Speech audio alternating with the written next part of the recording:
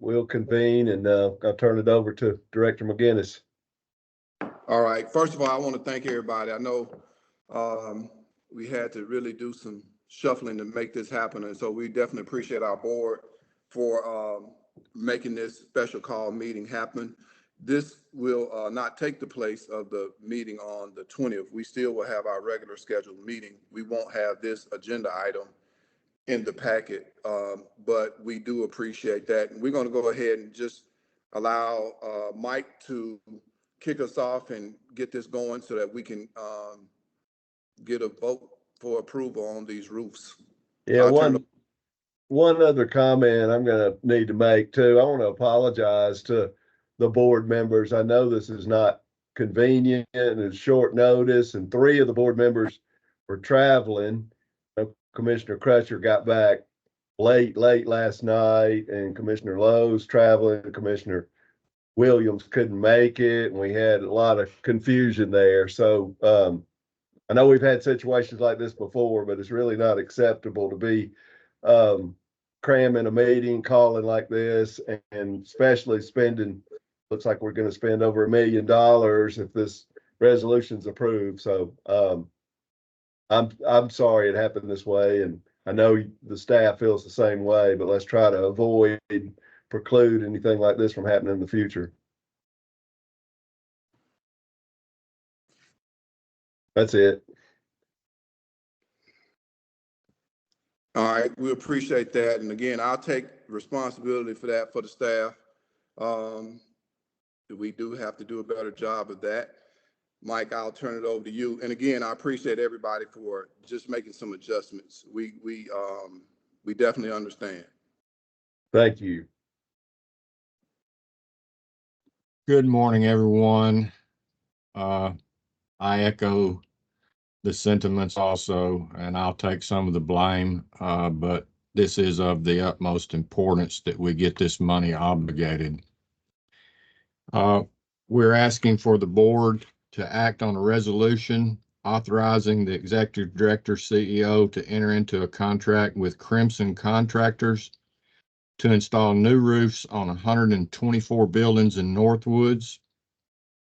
The purpose of this action is to remove the current shingles and penetration boots of the 124 buildings and replace any rotten decking and install new shingles. Justification is that HHA has exercised due diligence in its procurement process to arrive at the most cost-effective price by obtaining bids from qualified contractors under IFB number 2024-04. The economic impact, the price of the contract will be $1,090,000 plus any unforeseen additional replacement of rotted decking and fascia not covered by the contract. Funding will come from the Huntsville Housing Authority Capital Fund in the amount of $1,090,000, whereas HHA has $1,090,000 plus in the capital fund program to cover the cost of the project. Alternatives, there are none at this time. Attachments are none. You do have the chart showing the bidders and their costs. And this is resolution number 2024-15, I believe is correct. Anybody have any questions? So this is for the old section of Northwoods, not Northwoods Addition? Correct. It's for what we call the bottom side. It's all combined as one site now, but we still distinct between the bottom side and the top side, which the top side is the newer part. Okay, is this all the units on the lower part? Yes, sir, it is. Okay. Including the office building. Is there any one event that triggered this need, or is it just it's time and we need to act quickly on this? It's time, and some of the roofs have been failing. We've been having to try to keep them patched up.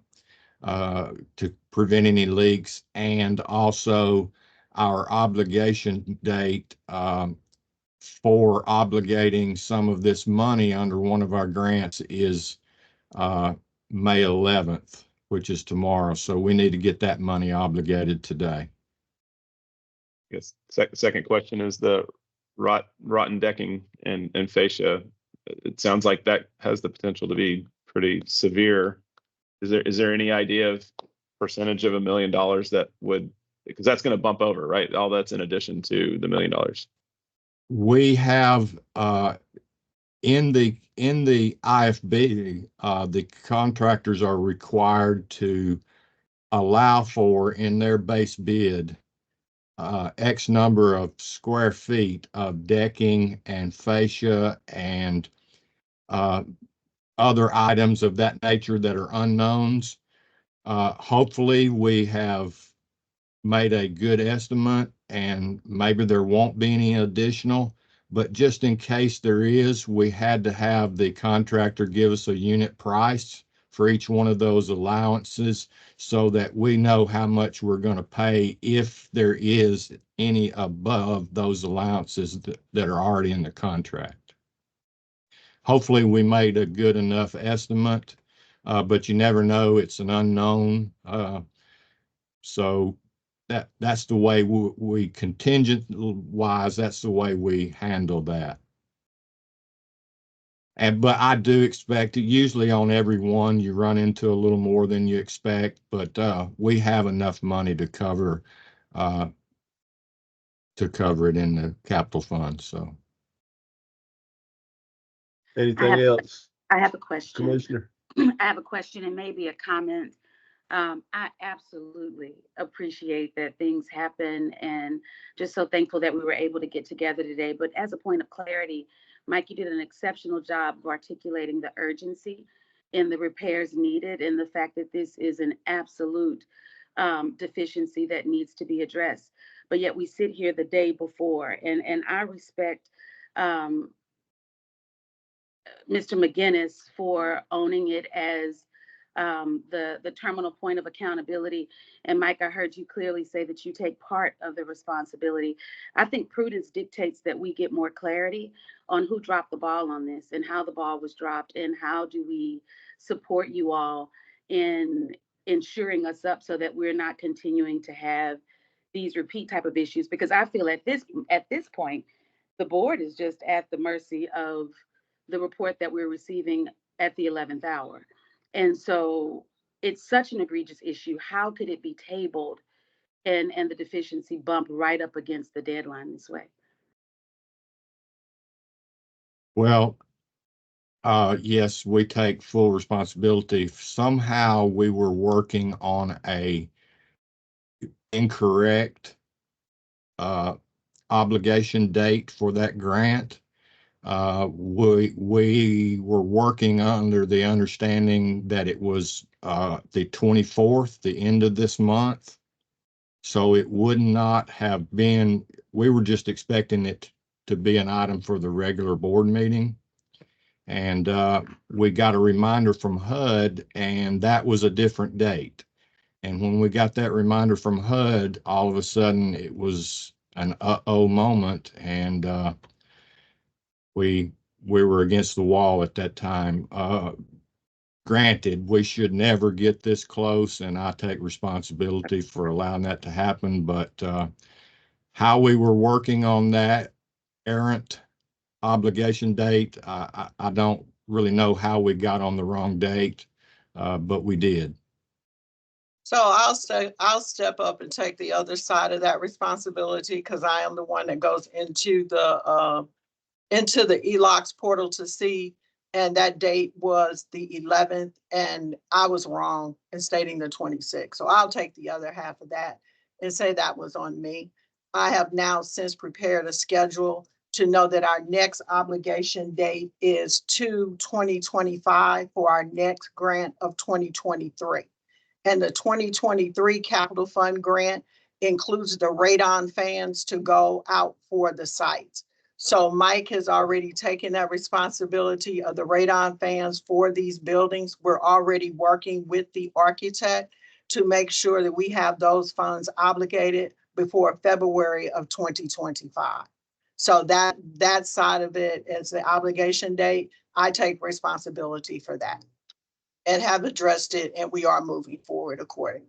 And thank you for your understanding. And we understand what you're saying because we strive to operate at excellence. Thank you. Thank you You're so much. welcome. Anything else, Commissioner Crutcher? Okay. Oh, no, Yeah, I'm sorry. That response. Thank you. Yeah, thank you for sharing that, Teresa. That, that's what we were getting to, is to, have a schedule, have a spreadsheet where these don't happen again. But, in addition to, and I've got a question about the work too, but in addition to, the inconvenience and urgency I referenced for getting the commissioners together, I really don't like us meeting online with these. Maybe it's okay for the preliminary board meetings, but the communication's just tough. And, we had a situation where two board members got confrontational one time, and one resigned, and I don't think it would have happened if we'd have been sitting in the room together and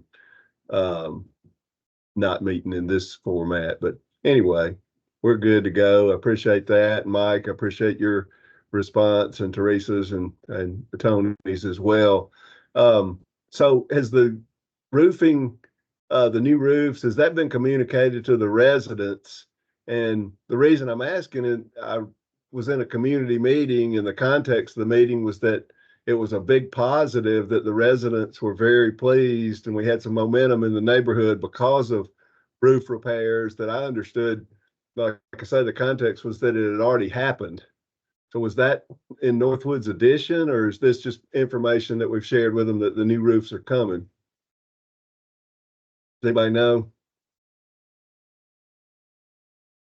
I know you did a lot of ceiling repairs out there. Maybe that's what they were referencing, but the guy that really works day to day in the community out there, he said we're really getting a lot of positive feedback for the housing authority about the new roofs, but I thought it was something that had already taken place.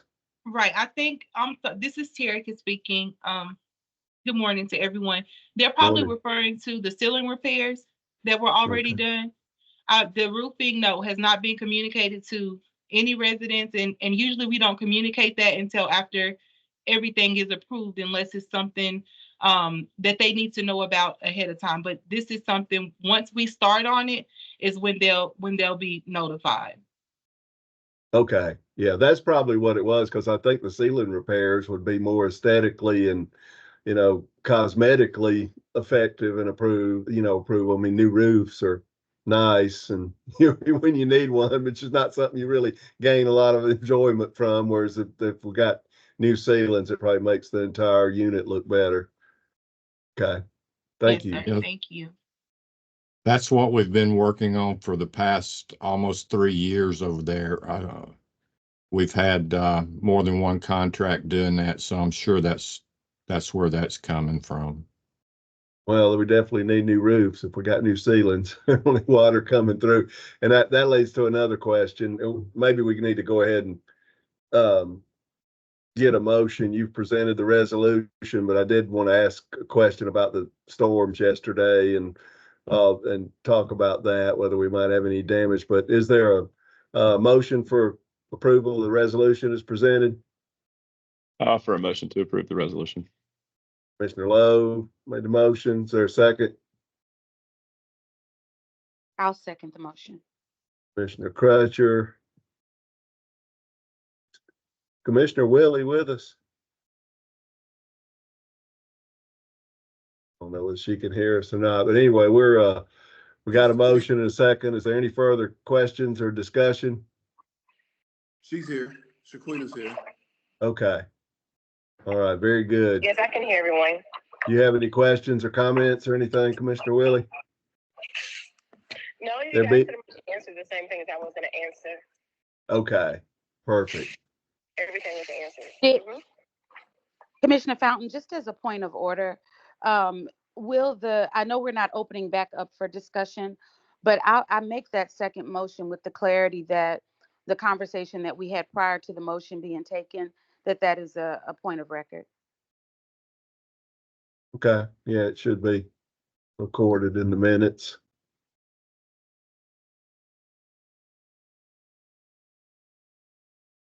All right, so you made the motion with that. I don't think that's really necessarily to vote on that as an addendum. That's just a kind of a directive, and I agree.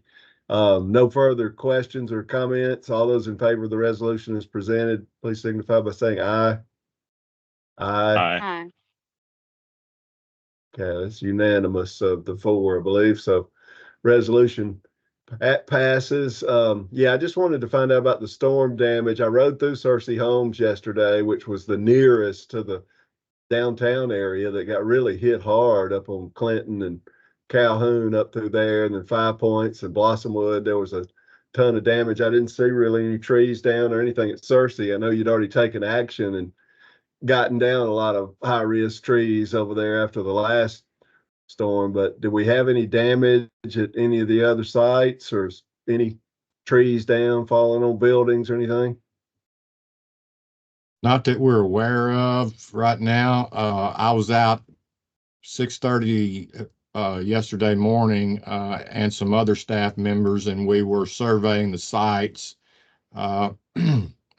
I personally went up to the houses in Meta Hills because there's a lot of those up there that have trees around them and stuff, and there wasn't anything up there. All the rest of our core sites are clear as far as I know, and have not had any reports from any of the other scattered sites either. So I think we dodged a bullet it was pretty Big time. close. Yeah, It it was hit pretty really close. close.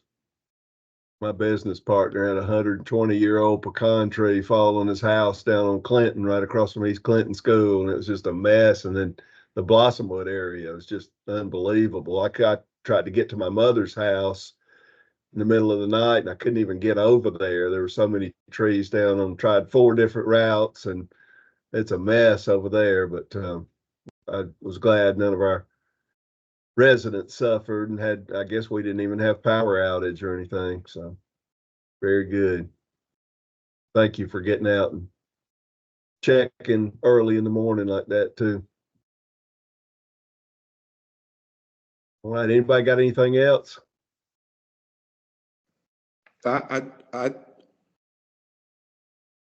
Did we approve the resolution? Yes. Okay. Are you meaning just anybody or just board members? No, and welcome comments, especially from yourself. I wanted to remind everybody that after the board meeting on the 20th, we'll have a celebration for those folks who graduated from Calhoun on yesterday, and some of our FSS participants over the last 6 months who received escrow. Also, if you plan on joining us at any point on the 23rd, please let me know, because we're limited to the amount of people that we can have in each one of those sessions. So I sent out the agenda, and if you see a spot where you would like to participate, please let me know, because again, we're limited to how many people. This is something that is new from HUD. So we want to make sure that if you want to participate, we don't over invite. And then last but not least, if there's a better method, a best method, as we solidify communication throughout the staff and the board, that you would like for us to communicate with you. I know I just pick up the phone a lot of times and call folks, but if we send out information and it's better for you to receive a text or email or whatever that looks like, just kind of follow up with Jacqueline so we'll know. We don't want to miss anybody in communication. So that's just something that we're trying to work on as well. Let us know that. But again, we want to thank everybody for taking time out of your schedule on Friday to do this for us, and we appreciate it. Mr. McGinnis, to that end of your last request, for me, the communication comes as, as effective as it needs to. But like, my travel is very sporadic, and we got the link separate from the thread. So if we could just consolidate communication so we're not having to jump around and and piece things together. So if there's a communication, if it could just be really consolidated, that helps me. I left home at 4 o'clock yesterday, got back at 1 from Buffalo. And so it would just be helpful. That was my issue this morning, was having to jump around between the reminder thread, the communication thread, and then what I'm understanding was a link thread that was sent out yesterday at 3. Yeah, what I'll do, if you would come by the office, we sent the email out in a calendar invite that had the link. And what we did yesterday was send out a follow-up email with the link as well. So if we didn't, if you didn't get it, there might be something that was missing on our end. But when we first sent it out, everybody had it in a link, and then we followed up on yesterday with an additional link. But it was in a calendar invite. We switched over to a platform to kind of make some of these issues a lot more streamlined, so that when we send something out, it would be in a link. So maybe there's something we can do to help with that. Yeah, we could create a SharePoint site for the board, which would have, a place you go every time, and it would show the documents, details about the meeting, links to meetings, basically any communication from all the board members would be there. If that is something y'all would like to look at.